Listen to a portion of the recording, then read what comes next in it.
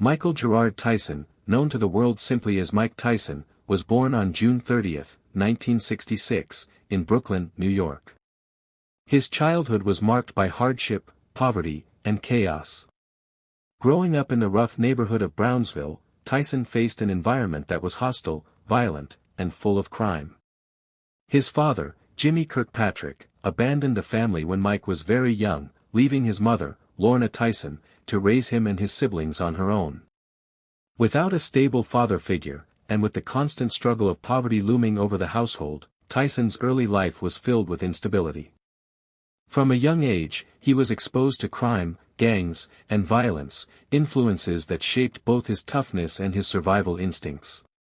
As a child, Mike was often bullied because of his lisp and his short, stocky build.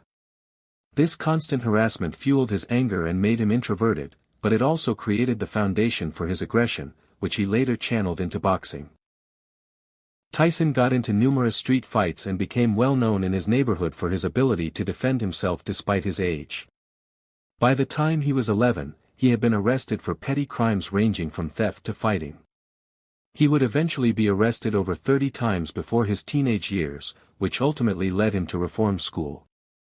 It was during his time at Tryon School for Boys, a reform school in upstate New York, that Tyson's path began to change.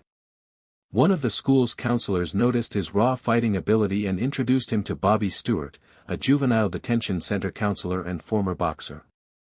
Stewart recognized Tyson's natural strength, speed, and fighting instinct. Seeing his potential, Stewart connected Tyson with the legendary boxing trainer Constantine "Cuz" D'Amato. This meeting would change Tyson's life forever. Cuz D'Amato was a renowned trainer known not only for his technical knowledge of boxing but also for his psychological approach to the sport. He believed in building fighters not just physically but mentally, instilling them with the confidence and discipline necessary to succeed. When Cuz met Mike, he saw not just a troubled kid from the streets but a future champion. Under Cuz's guidance, Tyson found direction, purpose, and a father figure he had never known. D'Amato brought him into his home, treated him like family, and gave him the stability and mentorship he desperately needed. Under Cuz's tutelage, Tyson's boxing skills developed rapidly. He trained intensely in the peekaboo style, a defensive yet aggressive technique that relied on constant head movement, explosive counterpunching, and overwhelming combinations. Tyson's natural power and speed made him an ideal student of this style. He absorbed Cuz's teachings with dedication and soon began dominating his amateur opponents. By his mid-teens, Tyson had already gained a reputation as a formidable young fighter, feared by many in the amateur circuit. By the end of the 1980s, Mike Tyson was the most feared boxer on the planet.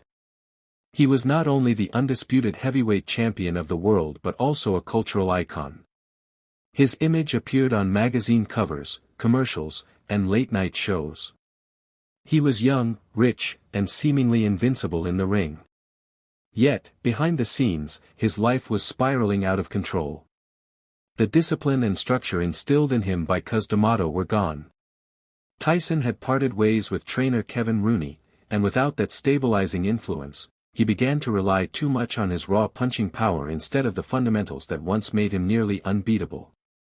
Tyson surrounded himself with an entourage of friends, promoters, and hangers-on who fed his ego but did little to keep him focused.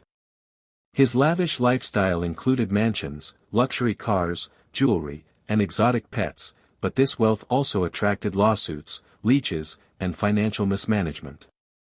At the same time, his personal life remained troubled. His marriage to Robin Givens ended in a very public and messy divorce in 1989, leaving Tyson emotionally drained and often angry. His image in the press was changing from that of an unstoppable young champion to that of a reckless celebrity. Despite the chaos, Tyson remained undefeated until one of the most shocking nights in boxing history. On February 11, 1990, in Tokyo, Japan, Tyson faced James "Buster" Douglas, a fighter considered a massive underdog. The odds were stacked 42-1 in Tyson's favor. Many people viewed the fight as a tune-up for Tyson, who was expected to move on to bigger opponents afterward. Tyson entered the ring seemingly unprepared, having trained poorly and underestimated Douglas. From the opening rounds, Douglas surprised the world by controlling the fight with his jab and movement. Tyson looked sluggish, unable to cut off the ring effectively, and took punishment he wasn't used to. In the 8th round, Tyson landed a powerful uppercut that knocked Douglas down, but Douglas beat the count and came back stronger. In the 10th round, Douglas landed a brutal combination that sent Tyson to the canvas for the first time in his career. Tyson struggled to put his mouthpiece back in, fumbling awkwardly, and was counted out. The world was stunned. Mike Tyson, the seemingly invincible champion, had been defeated. The loss to Buster Douglas was not just a sporting upset, it was a cultural earthquake. Headlines around the world declared the fall of a giant. The aura of invincibility surrounding Tyson had been shattered, and the public began to question whether his dominance had been a product of his opponent's fear rather than his lasting skill. The defeat also exposed how much Tyson had strayed from the disciplined fighter Cus D'Amato had molded. In the aftermath of the Douglas fight, Tyson attempted to rebuild his career. He secured victories over opponents like Henry Tillman, Alex Stewart, and Donovan "Razor" Ruddock in 1991. These fights showed glimpses of. By the time Mike Tyson faced Lennox Lewis in 2002, the world had already witnessed his transformation from a ferocious, unbeatable young champion to a deeply flawed, vulnerable fighter. The loss to Lewis marked the end of his days as a legitimate title contender, but Tyson's story did not simply stop there. His career and life after that fight were a mixture of painful decline, personal demons, public spectacle, and eventually, surprising redemption. Following the defeat, Tyson still pursued fights, largely driven by financial necessity. Years of extravagant spending, poor financial management, and exploitation by people around him had left Tyson in serious debt. Despite earning hundreds of millions during his career, he had squandered much of it on mansions, cars, jewelry, and his famous pet tigers. Legal fees, divorces, and tax problems further drained his fortune. By the early 2000s, Tyson was filing for bankruptcy, a shocking fall for someone once regarded as one of the richest athletes in the world. Inside the ring, Tyson's skills and stamina had eroded badly. In 2003, he fought Clifford Etienne in a bout that was more spectacle than genuine competition. Tyson won by a quick first-round knockout, but his victory didn't inspire much confidence. His timing and conditioning were fading, and he was no longer capable of sustaining the kind of ferocity that once terrified opponents. In 2004, Tyson fought British heavyweight Danny Williams in Kentucky. For the first 2 rounds, Tyson looked sharp, throwing heavy punches and pressuring his opponent. But his conditioning betrayed him. Williams weathered the storm and eventually turned the tide. In the 4th round, he unleashed a flurry of punches that knocked Tyson out.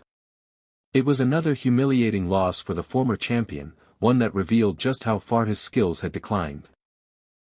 1 year later, in 2005, Tyson fought Kevin McBride, an Irish journeyman. Tyson appeared out of shape and uninspired, and as the fight progressed, he simply quit on his stool before the start of the 7th round. The crowd, once captivated by his violent artistry, now saw a man broken both physically and emotionally. After the fight, Tyson admitted that his heart was no longer in boxing. He officially retired, ending his professional career with a record of 50 wins, 6 losses, and 2 no contests, including 44 knockouts. Tyson's post-boxing years initially seemed as troubled as his fighting career's final chapter. He struggled with drug addiction, alcoholism, and depression. His personal life was chaotic, marked by failed relationships and ongoing financial struggles. For years, Tyson was more of a tabloid headline than a respected athlete. His reputation had been tarnished not only by his losses but also by his violent outbursts, legal troubles, and infamous moments like the Holyfield ear-biting incident. Yet, underneath the chaos, Tyson began to search for peace and redemption. Gradually, he worked to rebuild his life.